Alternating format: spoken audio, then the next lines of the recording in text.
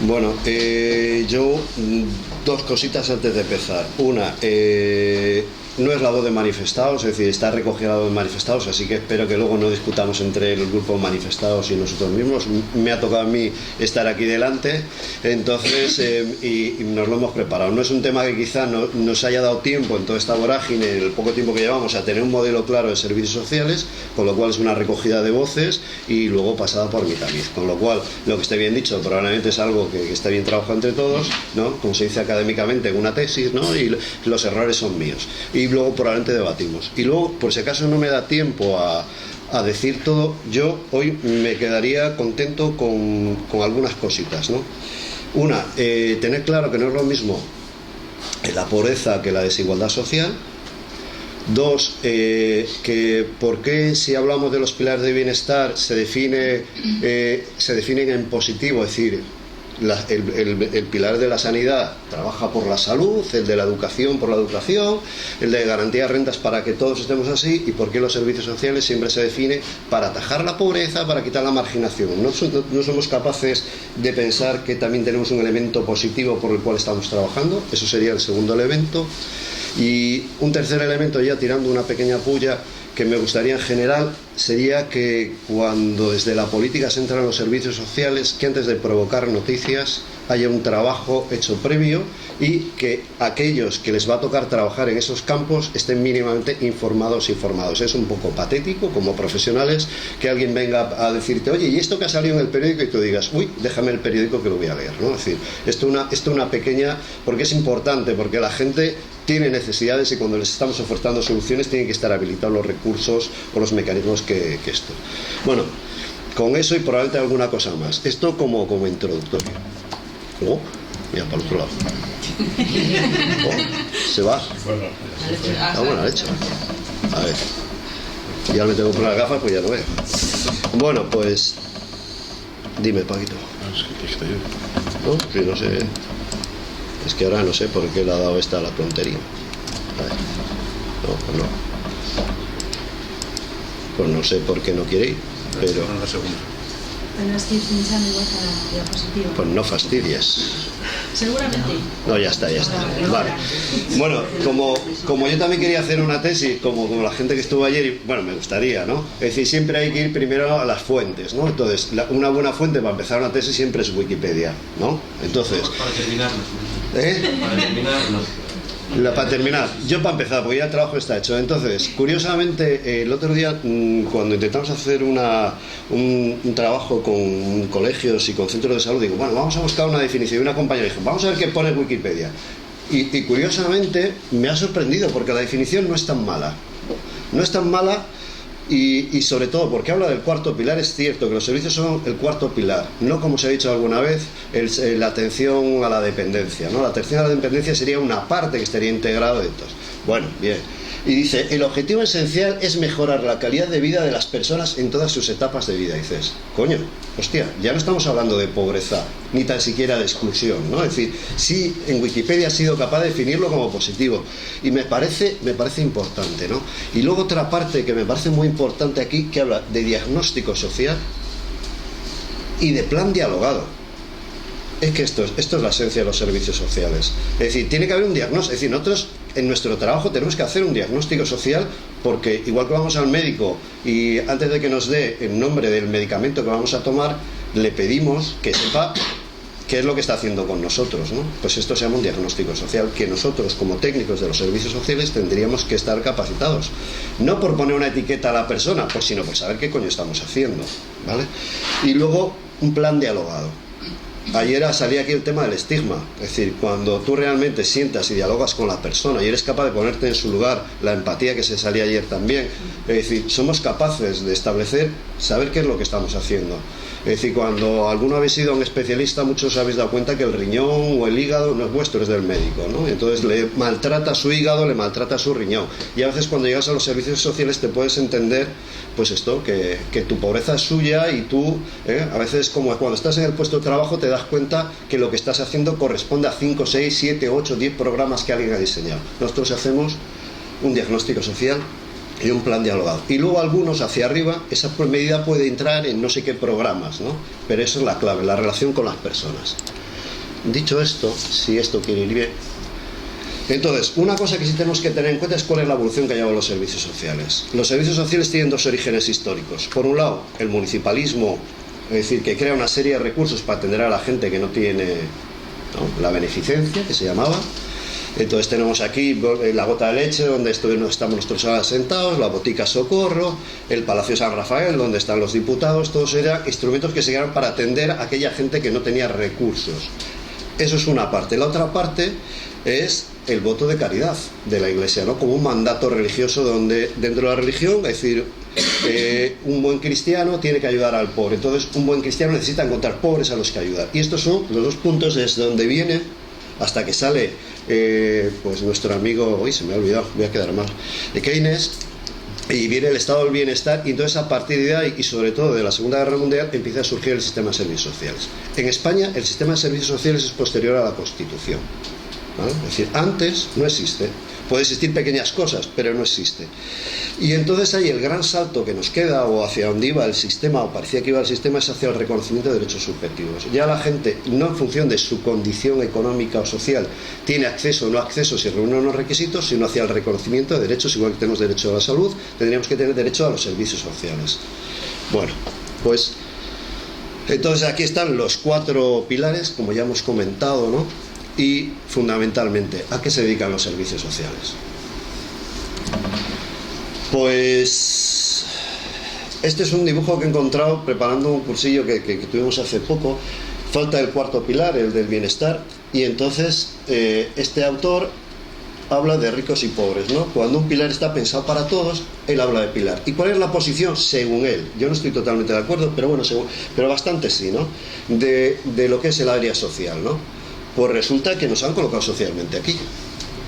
Nos dedicamos a la atención social y nos han delegado una parte de la garantía de rentas. Del Cristo de lo que es el sistema de garantías de rentas tenemos las prestaciones contributivas, no contributivas, el paro, la RAI, la renta. Los trabajadores sociales me podrían seguir diciendo muchas más prestaciones que estarían metidas aquí, ¿no?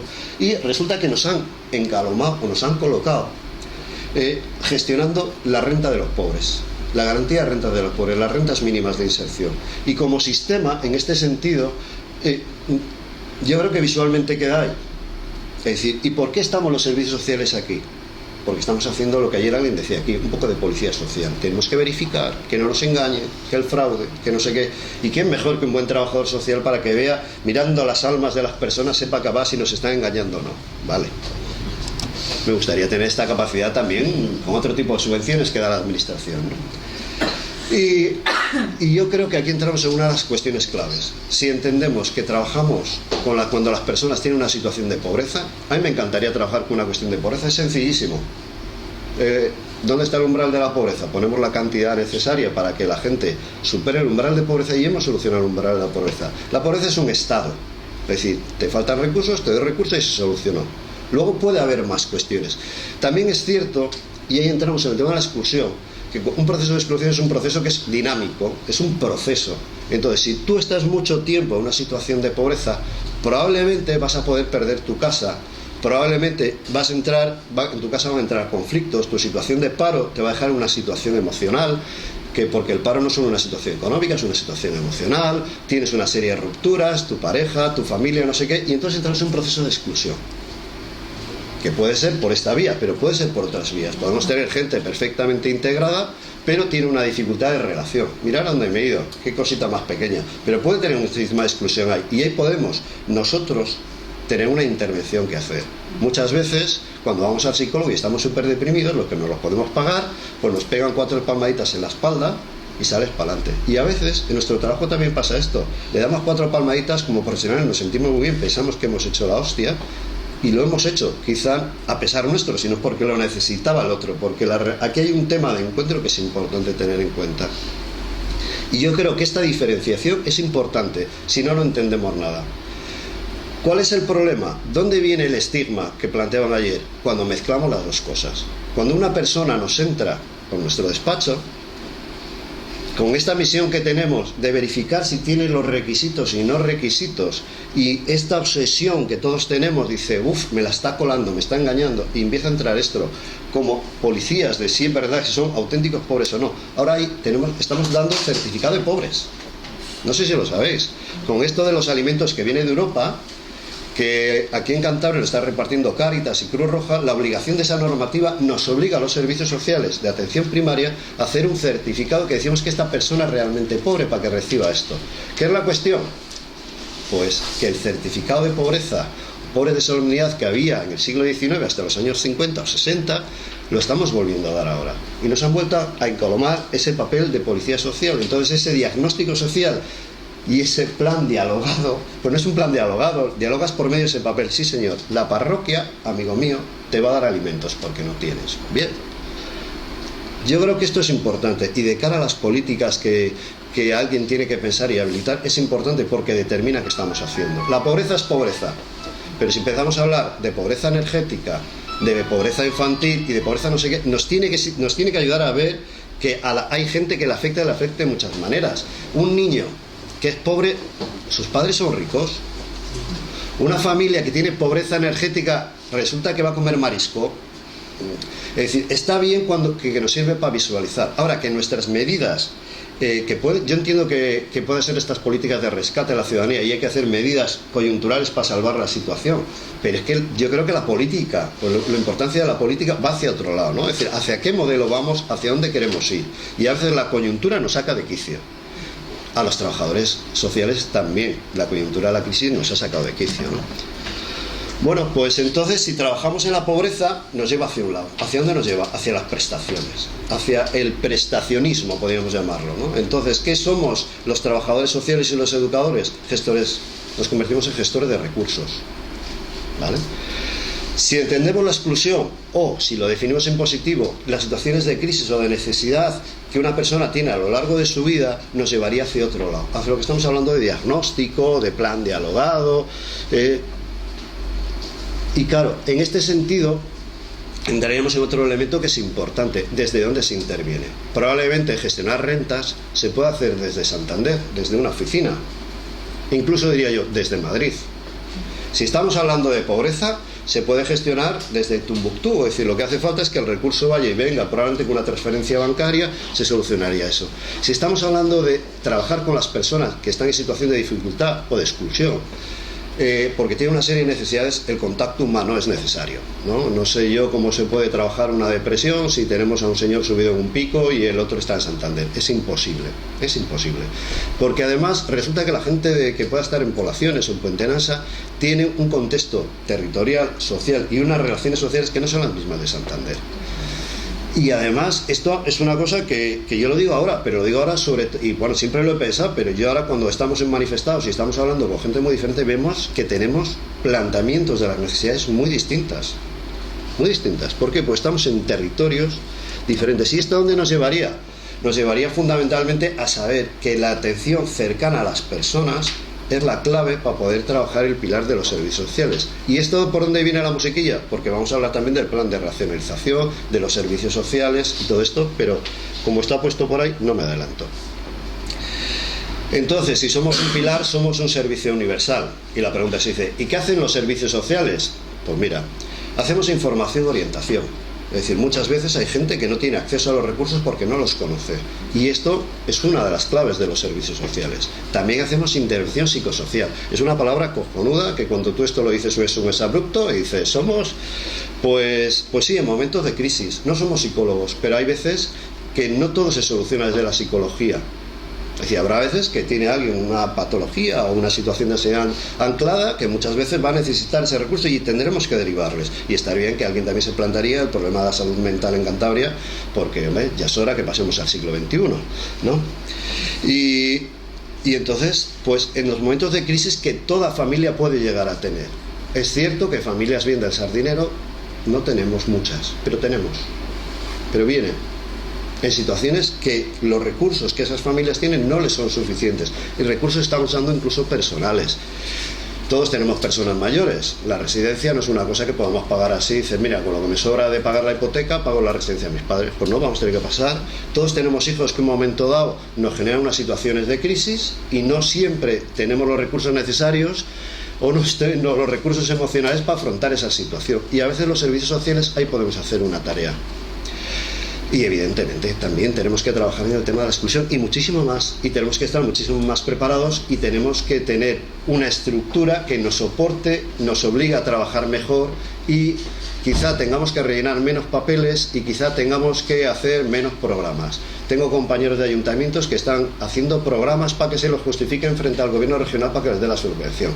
Vamos a ver, yo creo que va siendo hora que eso tiene que ir desapareciendo. Si se va a dar atención en estas áreas, tiene que estar establecido. No tiene que hacer el trabajador social, dedicar una parte a hacer ese programa que año tras año se va poniendo. Probablemente tenga que hacer un programa, pero no, quizás para ver cuáles son las necesidades de esta población con la que trabajo, igual hay que ver cómo articulo para que este programa sea efectivo con esa gente. Pero esto no son las justificaciones que hay que hacer del gasto. Yo creo que tendría que salir del trabajador social, porque si no nos hemos equivocado. Tenemos que contratar otros perfiles. Si queremos gestionar cosas y queremos esto, pues igual en vez de trabajadores sociales y educadores tenemos que contratar administrativos cualificados. Nos va a salir más barato y seguro que esa parte administrativa la va a hacer muchísimo mejor y le va a llevar menos tiempo.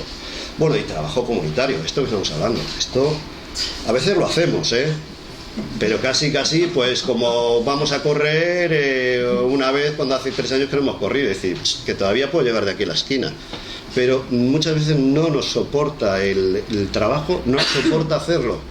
Hombre, yo no sé, si atendido 30 personas a la semana un educador a 30 horas por persona, hacer trabajo comunitario, a veces lo que te pide la cabeza es decir, mira, me la suelto, la pongo aquí a descargar, porque hay un contacto humano, ¿no? Cuando contáis a un amigo pesado o un amigo que está muy jodido, pues te quedas hecho polvo.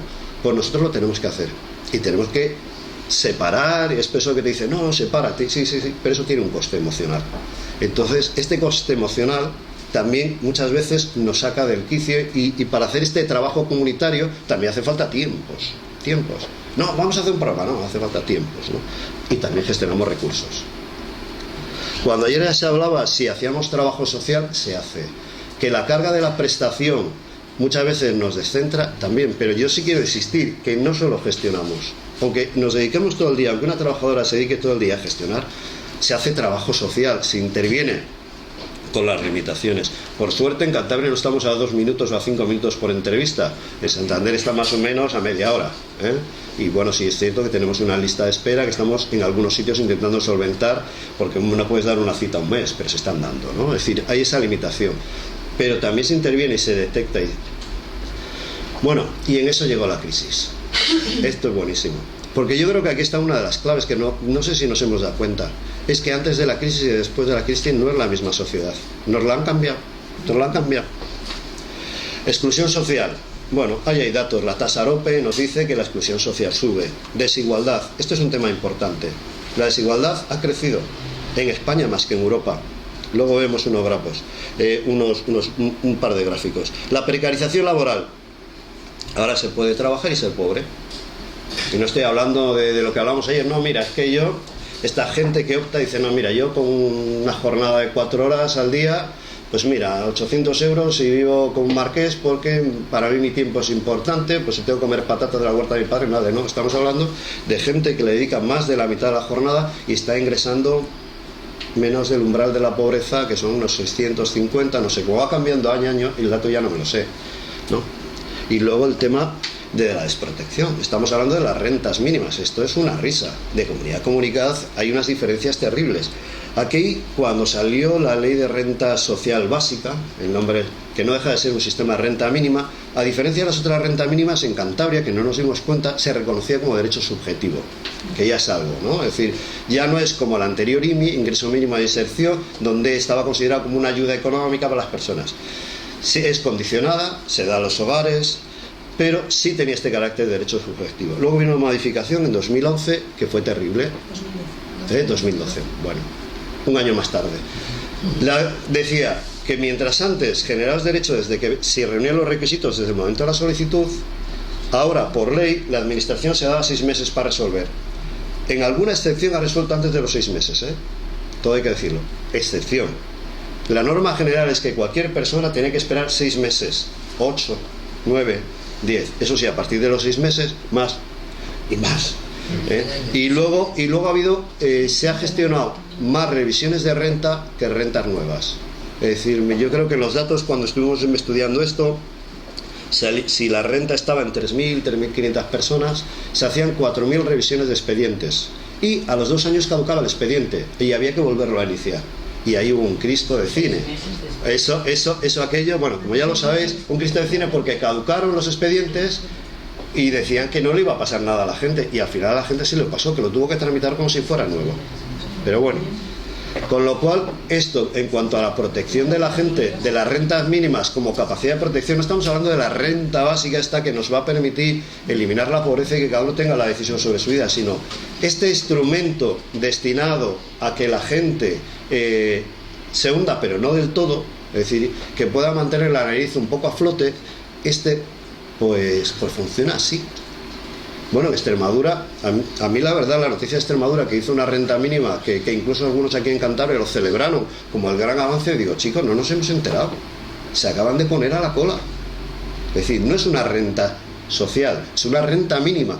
¿Cómo es posible que en Extremadura hasta hace 2, 3 años no tuvieran tan siquiera reconocido una renta mínima? Vale.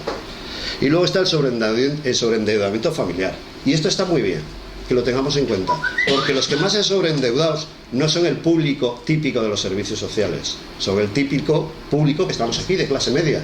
Son las familias que han hecho una apuesta y han entrado en unos créditos pensando que iban a tener el mismo número de ingresos a lo largo del tiempo y que iban a pensar que tal, y ha habido una crisis económica que se los ha llevado, que resulta que ahora tenemos en los servicios sociales gente que incluso desde el concepto de exclusión no tenemos por dónde tirar, porque son gente más integrados, más formados, y resulta que se han quedado sin dinero porque se han ido al paro y han perdido su prestación y tienen que venir a pedir la renta. Y entonces, ¿qué vamos a tener? ¿Que hacer un programa condicionado a la renta para formar a esta gente para que vaya al empleo?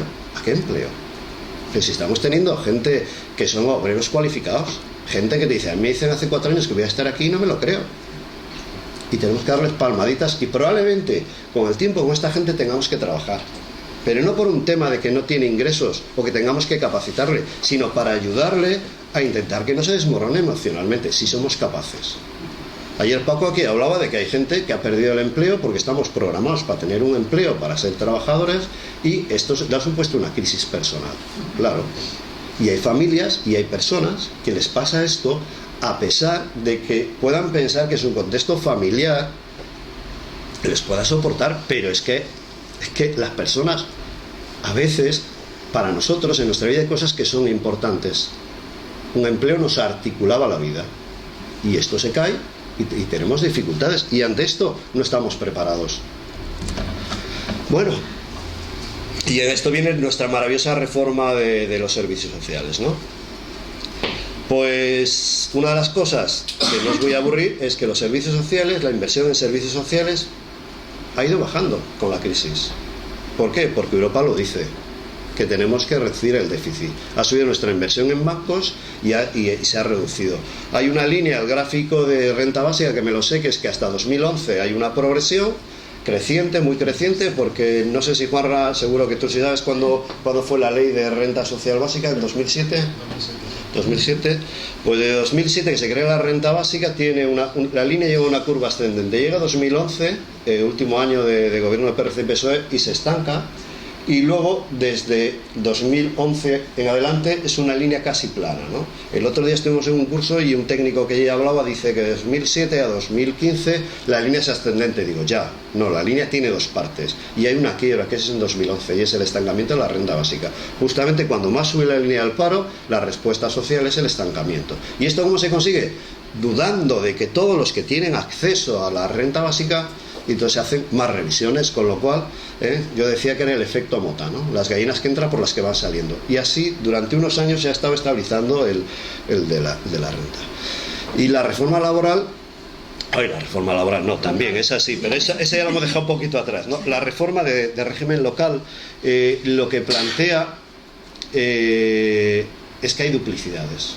no en la policía.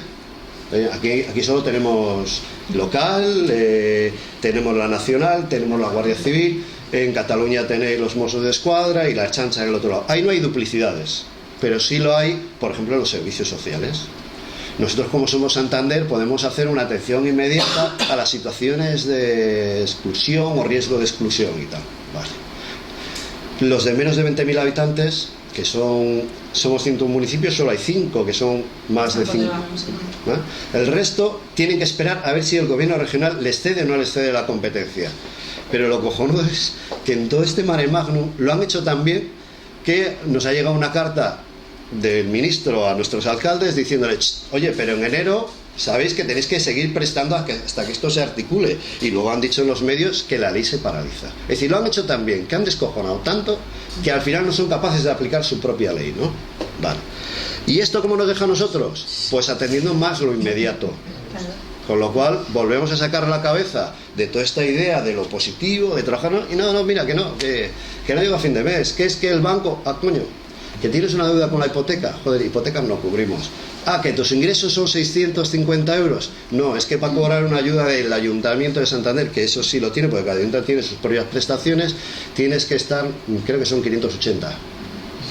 Tienes 1.000 euros y un papelón, vamos a tener muy difícil el poder que el Ayuntamiento nos conceda una ayuda para salir de esta situación, ¿no? Es decir, bueno, sobre la exclusión social, en realidad sobre la pobreza, ¿no? Es decir, si sabéis cómo se calcula la tasa de pobreza, ¿no? Es un cálculo relativo. Si no es la media, sino la mediana. Es decir, si cogemos el primero y el último de las personas que tienen ingresos y cogemos el del medio, el personaje del medio, no la mitad, sino el del medio, y calculamos el 60% de lo que ingresa, eso es el umbral de la pobreza. Como indicador, bueno, pues está bien. ¿Qué es lo que pasa? Que si hacemos esto todos los años, nos da que el umbral, que los números de pobres en España se mantienen estable. Claro, pero si anclamos el dato en 2008, resulta que el umbral crece, que el número de pobres crece. Digo para que lo tengamos en cuenta. Es que en 2013 nos cantaron que el número de pobres en España habían disminuido, un 0,2. Digo, hostia, tenéis huevos. Claro que ha disminuido. Pero es que para ser pobre es como para ser un futbolista del Madrid, cada vez se exige más. Para ser pobre hace falta ser más pobre. Entonces, bueno, sobre desigualdad. Europa, metido Polonia, Ucrania no, todos los de la Comunidad Económica Europea, no solo los Alemania, Francia, sino también los otros que económicamente incluso están peor que nosotros. El umbral de desigualdad está por ahí, el nuestro va por ahí. Esto está hablando de qué tipo de sociedad estamos construyendo. Dicen que el número de ricos, yo como no conozco a ninguno no lo sé, pero el número de ricos en España ha crecido. Y el número de pobres. Estamos en una estructura cada vez más dual. Y esto es lo que oferta. Esta es una oferta de una beca. 5 auxiliares de servicios sociales, o sea, nosotros, del Ayuntamiento de Santander. Vamos a contratar a 5 auxiliares por 25 horas a la semana y les vamos a pagar, es una beca. Y les vamos a pagar 350 euros al mes. ¿Y qué van a hacer? Control de entrada y salidas, gestión de plazas, supervisión de habitaciones, supervisión de suministros, supervisión de tareas intermedia general, apoyo en servicio de centro, apoyo al programa de ocio. Tenemos ingenieros que, aquí en Cantabria al menos, que están currando por 400, 500 euros con una beca de, no sé cómo se llama el programa, pero una beca de estas, y encima los chicos están contentos porque tienen para gastar los fines de semana viviendo a costa de sus padres y porque encima están aprendiendo, me decía una chica un día. Digo, joder, hostia, yo en mi trabajo atiendo todos los días, si todo lo que aprendo todos los días lo tengo que pagar me va a salir carísimo. Pero este es el nuevo modelo social, por donde pita. ¿En qué se agarraban para hacer la reforma? En eliminar duplicidades. Aquí nos tiene que hacer pensar en cómo han crecido la administración y los servicios en España. Cuando llegamos al 78 había una administración por crear para atender a las personas. ¿Y cómo ha crecido? Pues desordenadamente. Ahora lo vemos con las leyes, ¿no? Pero sí es cierto que puede haber un tema de duplicidades. Puede ser. Pero gestionémoslas. Integremos el sistema. No, esto es como decir, no, tú esto quizá no lo estás haciendo tú y se lo voy a mandar a otro que quizá no lo haga, ¿no? Vale, quizá hay que plantearse que hay que hacer mal lo que hay que hacer, que pensar en cómo hacemos bien lo que no vamos a hacer, ¿no? Y luego el tema del gasto impropio, ¿no? Bueno, no os voy a decir aquí, porque ya yo lo sé de oídas, que resulta que quien más deuda tiene no son los ayuntamientos, sino son las autonomías o el gobierno central, y que quitamos las competencias a los ayuntamientos. Que también hay, que yo estoy en un ayuntamiento que tiene una deuda importante, que quizá hay que meter ahí también otra cuestión. Pero estadísticamente, si decimos cuál es la entidad de la administración que menos deuda tiene, es la administración local. Con lo cual, alguna pista nos tiene que dar. Centralizar o desarrollar el municipalismo, ahí estamos. Hay que verlo. Entonces, la ley, la Constitución, cuando se crea en el 78 y se habla de asistencia social, resulta que esa asistencia social no existe. No existe, hay que crearla. Y entonces dice que lo desarrollen las comunidades. Vale. Luego sale en el 85 la ley de régimen de base, la ley de bases de régimen local, donde empieza a desarrollar todas las competencias que tienen que hacer los ayuntamientos. Entonces el legislador que está en Madrid y que ve el desaguisado que hay, lo que hace es darle un montón de competencias a los ayuntamientos. ¿Un ayuntamiento qué puede hacer?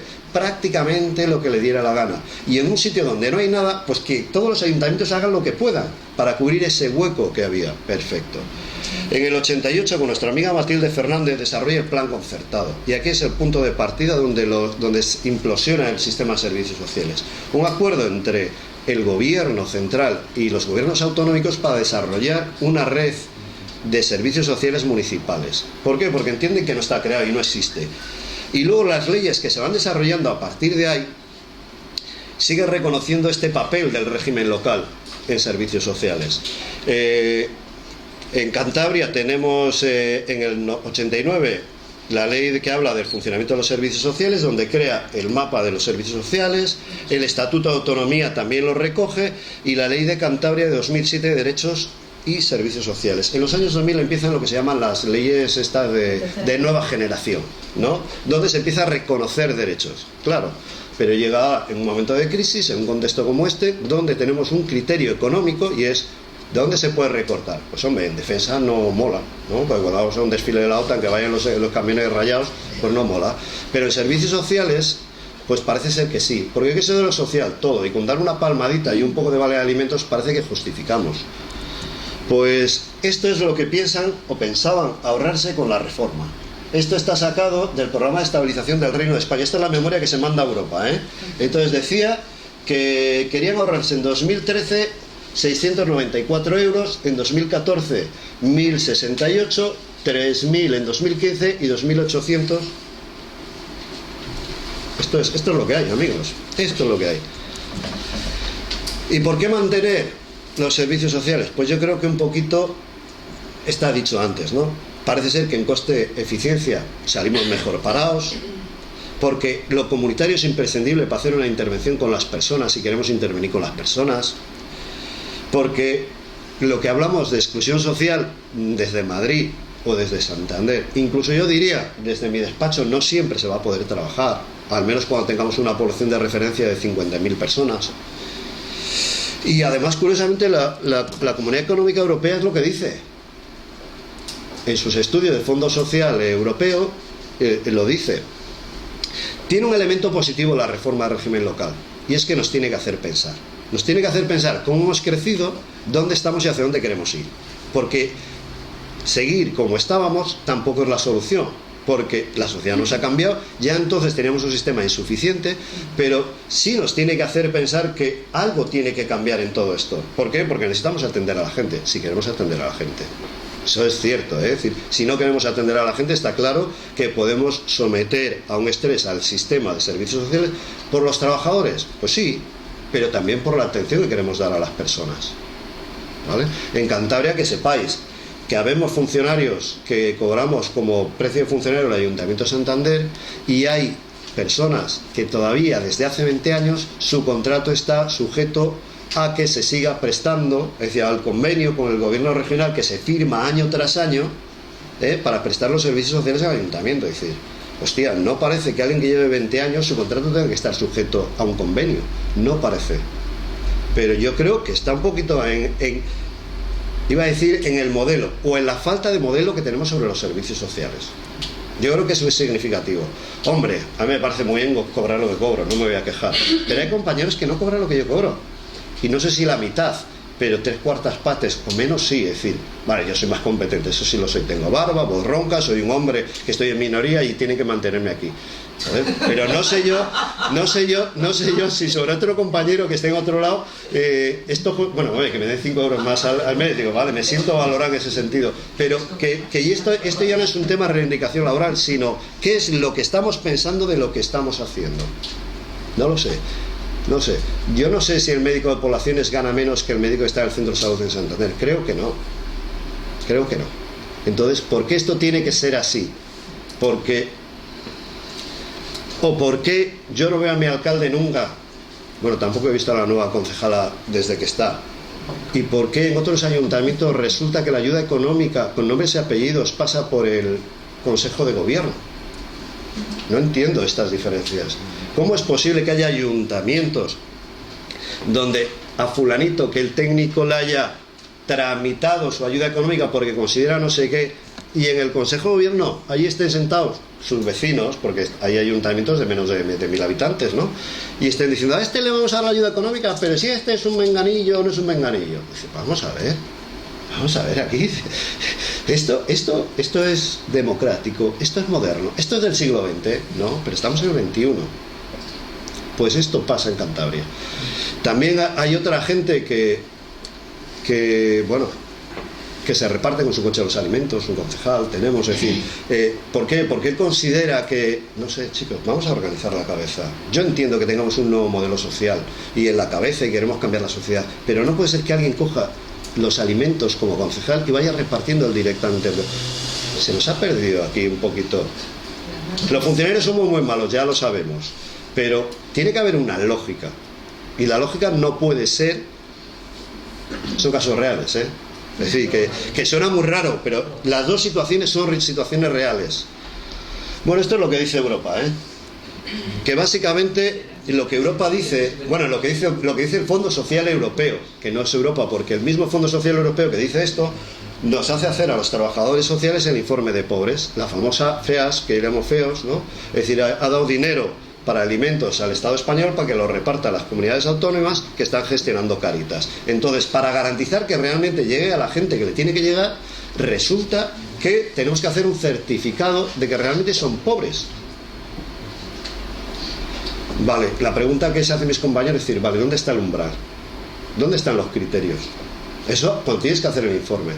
De repente Cáritas te manda a un señor que tiene 1.200 euros de ingresos y a este le has estado dando alimentos hasta ahora y yo ahora tengo que certificar que este señor es pobre. Primero, ¿por qué tengo que certificar si es pobre o no pobre? ¿En qué situación me estás poniendo? Para que alguien le dé alimentos, ¿vale? Y Europa dice que hay que gastar de forma más eficaz y eficiente. Pues no sé si esto es la manera, que un servicio, una necesidad de las personas la tengamos que cubrir financiando a Cáritas para que haga cosas que quizá tengamos que hacer nosotros. Y el problema no es que lo haga Cáritas o no lo haga Cáritas. En Castilla y León, por ejemplo, se han planteado un call center para recibir las llamadas y que sea una intervención por parte de los servicios sociales quien determine si esta persona tiene necesidad, no a partir de que yo le justifique a Cáritas que está dando el alimento para que él justifique a quien tenga que justificar que este dinero está bien gastado. Es decir, si no está dentro de un proceso, digo, bueno, pues aunque sea Castilla y León, igual tenemos que mirar cómo trabajan en los servicios sociales. Hay que invertir en la capacitación de las personas. Hostia, estamos hablando de otras cosas aquí. Y mejorar sus oportunidades. No estamos hablando de pobres, parece. Y garantizar que los sistemas de protección social respondan a las necesidades de las personas. ¿Lo estamos haciendo? Yo me lo cuestiono, Lo intentamos. Bueno, este es el mapa de Cantabria, ¿no? Vale, pues por ejemplo, esta es una unidad de trabajo social que sería Liébana, ¿no? Y esta es otra, Santander. Y aquí tenemos una disyuntiva. Espera, sí, la disyuntiva es personas contra kilómetros. Vale. Yo cuando empecé a trabajar en el Ayuntamiento de Santander me generaba mucho estrés, porque entré a trabajar como educador, yo soy un intruso, yo soy licenciado en Geografía e Historia, muy mala leche, pero he terminado aquí. Pues es un defecto que agradezco yo al sistema, que me ha permitido dedicarme a lo que realmente quiero dedicarme. Pero cuando entré en el año 98 me tocó Cueto, Mute, San Román, Peña Castillo, que serían toda la periferia de Santander. Entonces yo cuando llegué no tenía ni despacho. Entonces yo estaba envidioso del que estaba en la zona centro de Santander, porque se sentaban en su despacho y tenía una ristra de personas que iban entrando. Y nosotros nos teníamos que generar un trabajo, porque me estaban pagando un sueldo y tenía que generar un trabajo. ¿Y esto a dónde me lleva? Es que no es lo mismo trabajar aquí en Santander, en la zona centro, donde la demanda tira de nosotros, siempre tira de nosotros. Es que yo me puedo estar quieto y lleno la agenda. Bueno, el educador vaya, bien, pero el trabajador social no es que llene la agenda, es que tiene que ver cómo hace con la agenda para quitar gente para poderlos atender. Pero si estás en poblaciones o estás en otro sitio, simplemente pensar que llevas 5, 10 municipios, que tienes que hacer unas cuantas horas de camino para atender al municipio, esto lo tenemos que tener en la cabeza. No podemos exigir o plantear lo mismo. No podemos plantear lo mismo cuando aquí en Santander alguien que te pide un certificado de links le dices, ala, vete más porque lo tienes ahí abajo. O cuando alguien desde poblaciones, Valderredible, no sé qué, resulta que los trabajadores sociales se vienen a tramitar cosas de Santander de sus ciudadanos. ¿En qué mundo estamos? ¿En qué mundo estamos? Alguien de Valderredible que quiere la renta social tendría que venir, si quiere asegurarse que su renta está completa, venir aquí arriba al CAS. Es decir, tiene que venir, coger un tren, un autobús, llegar al centro de Santander, subirse hasta arriba, porque está la parte de arriba, para esto. Y como a veces lo hacemos los trabajadores sociales. Coño, no se puede hacer de otra manera. Eso que llaman administración digital, ¿nos suena de algo? Tenemos que pedir 558 veces a las personas el DNI, el empadronamiento, la renta, el no sé qué. Coño, que es que el ayuntamiento hay veces que se le han caducado las licencias para emitir no sé qué informe. Digo, a ver, no sé, me he perdido, no sé a lo que nos dedicamos. Pues esto es un poco lo que hay que decir. El sistema de servicios sociales no es un servicio integrado. ¿Por qué no es un servicio integrado? Porque ha crecido como ha crecido. Porque las competencias están repartidas y es que ni tan siquiera están muy coordinadas. Uy, Carolina, me das 5 minutos. Vale. Acabo, me van a sobrar 4. Entonces, el mapa de servicios sociales no está acabado. Se repartieron las zonas, se habló de una cartera de servicios, pero no se estableció cuáles eran los servicios mínimos que tendría que tener cada una de las zonas de servicios sociales. Claro, por ejemplo, podemos tener un punto de encuentro o un centro de atención infantil en una parte del municipio, pero amigos, puede llegar el señor interventor y decirnos que muy bien, el punto el centro de niños por los que podemos tener allí, muy bien, se paga, pero no podemos pagarles el transporte. Nos comentaba una compañera el otro día.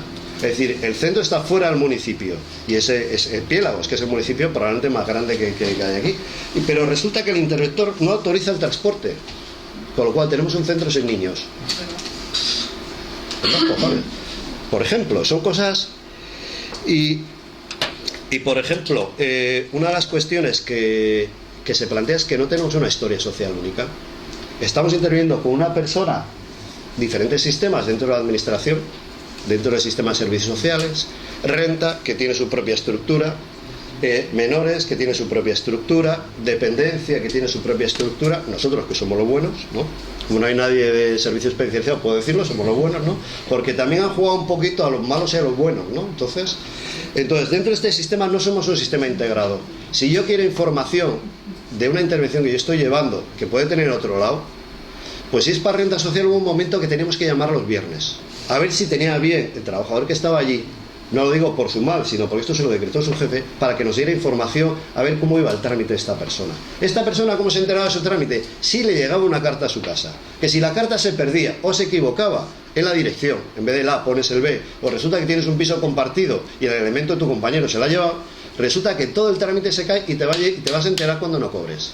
Por ejemplo, dices, hostia, pero ¿cómo es posible que Google sea capaz de colocarme un anuncio de que me he ido de viaje a Tombuctú y cada vez que hago me oferta viajes a Tombuctú y nosotros no somos capaces de tener una comunicación fluida, de que el ciudadano acceda a la información? Y no digo ya el ciudadano, sino que nosotros, que estamos interviniendo con una persona y que necesitamos conocer una serie de información para poder trabajar con él, incluso para facilitársela, no tengamos acceso. ¿Hay que pedir coordinación a los servicios sociales? Yo creo que no. De verdad que no. Hay que pedir que estén integrados. No hay posibilidad de que haya un sistema. ¿Cómo es posible que para tramitar una ayuda económica o para decir que nos hace falta una plaza para un chaval, para un determinado recurso, tengamos que hacer un informe, justificarlo para que alguien valores si está dado o no. Los médicos hacen esto con una radiografía. Bueno, son médicos, yo entiendo que tienen una capacidad que evidentemente que nosotros somos buenistas, es decir, que yo creo que lo que realmente se le pide a los servicios sociales es que seamos buenistas, no profesionales. Entonces, el nivel que tenemos que justificar para conseguir determinados recursos, tenemos que hacer un informe, contar ahí la historia de la persona y tal, que hay veces que hay que hacerlo, ¿vale? Pero para que le consigamos una beca para jugar al fútbol, ¿necesitamos hacer un informe? ¿De verdad? Pues igual sí, no lo sé. Pues yo le pido al señor médico de cabecera que me haga un informe con todos mis componentes sociales para hacerme una radiografía. Yo creo que hay una serie de desajustes y ahí es un poquito donde están los retos. Hay que centralizar, sí, y descentralizar al tiempo, pero un sistema integrado. A mí cuando el otro día el compañero de Castilla y León me decía que cuando estaba en el tema de desahucios, que tienen una oficina para todo Castilla y León y se lo ocurran muy bien, y resulta que la trabajadora social a 500 kilómetros atendía a un ciudadano, le salía allí un aviso, vas a atender a este y la intervención que estamos haciendo es esta y tienes que hacer estos puntos, yo flipaba colorines, digo. Claro, cuando lo comentamos allí, que había un técnico del gobierno regional, decía, es que es mucho más fácil Castilla y León que Cantabria. Digo, hostia, no me lo creo. Dices, claro, es que ellos tienen diputaciones y solo pocos ayuntamientos que esto. Y claro, nosotros somos 101 ayuntamientos que cada uno negocia las competencias. Digo, pues no sé, si somos más complicados que Castilla y León, me pide ir a Castilla y León, que nos peguen allí un poquito. Bueno, ya sé que el sentimiento regional, sí, claro, el sentimiento regional es muy puro, pero si yo como ciudadano quiero ser atendido, y a veces nos ponen el AVE por delante y nos ponen la identidad por delante, y al final a la gente no se la atiende. Eso sí, somos muy orgullosos de ser descendientes del señorío, pues sí. Y tenemos aquí un señor que, bueno, me he crecido. Una planificación basada en evidencias. Estaría bien, ¿no? Que nos fuéramos a la evidencia para poder planificar. Ahora está habiendo un montón de ayudas, hay planes para la emergencia social, yo entiendo que el contexto, ¿no? Pero no podemos perdernos, porque a veces empezamos a crear cosas que se van a mantener en el tiempo. Yo pediría, si vamos a hacer una renta básica, vamos a dejarlo así. Si vamos a hacer una renta mínima, o tenemos una renta mínima, la renta básica estaría bien, pero si vamos a tener un tema renta mínima, ¿por qué no hacemos que esa renta mínima garantice a esa familia que está en esa situación de exclusión los recursos suficientes para comer, para pagar la energía, para que sus niños estén alimentados, para no sé qué? ¿Y por qué tenemos que ir haciendo medidas concretitas para la luz, para el no sé qué? Hostia, si el dinero es el mismo. Hostia, es que para esto y para esto vamos a exigir nuevos informes. Es que cuando pedimos la renta básica y la de emergencia, que se da a 50 metros quizás una de otra con técnicos de la misma administración, tenemos que hacer 2 informes. Chicos, no sé si es lógico. Hombre, la verdad, tenemos que justificar nuestro trabajo. Si no hacemos informes, no parece que no trabajamos, ¿no? Entonces, ¿por qué esto? Yo ahí pediría un poco de visión. Y ya no digo lo de la renta básica, que bien, no voy a meterme por ahí porque estáis ayer, ¿no? Pero estaría bien, nos sacaría de otro sitio. Y los servicios sociales nos quedaríamos sin trabajo, nos quedaríamos sin una parte del trabajo, es verdad. Pero no está mal que nos quedemos sin esa parte del trabajo, porque hay otra parte que está por hacer. Si lo más fácil, dicen mis compañeras trabajadoras, que yo no lo soy, que soy educador, que un informe de renta básica está chupado de hacer. Es un coñazo, porque es uno y otro y otro. Y además no tiene ningún sentido, porque si no cumples todos los requisitos, el informe social no vale para nada. Muchas veces el informe social no vale ni para denegar la ayuda. Es decir, ha habido en algún caso donde algún compañero entendía que la situación personal de ese señor con un serio alcoholismo, decía, si encima a este señor le damos una renta básica, lo terminamos de matar. Y el informe iba justificado por la intervención que estaba haciendo, que no se concediera en ese momento el informe, y se lo dieron. Entonces, ¿para qué coño me pides un informe si luego, si cumple los requisitos, se lo vas a dar? Por ejemplo, el País Vasco ya sabéis que esto está fuera de servicios sociales. Habría que ver cómo funciona. Pues hombre, pues aquí puede ser, dicho yo, es que podía estar fuera de los servicios sociales tranquilamente, porque si cumplen los requisitos te lo dan y si no los cumplen no te lo dan. Entonces, ¿para qué hace falta un trabajador social allí haciendo un informe? Bueno, pues ya, ¿no? Sí.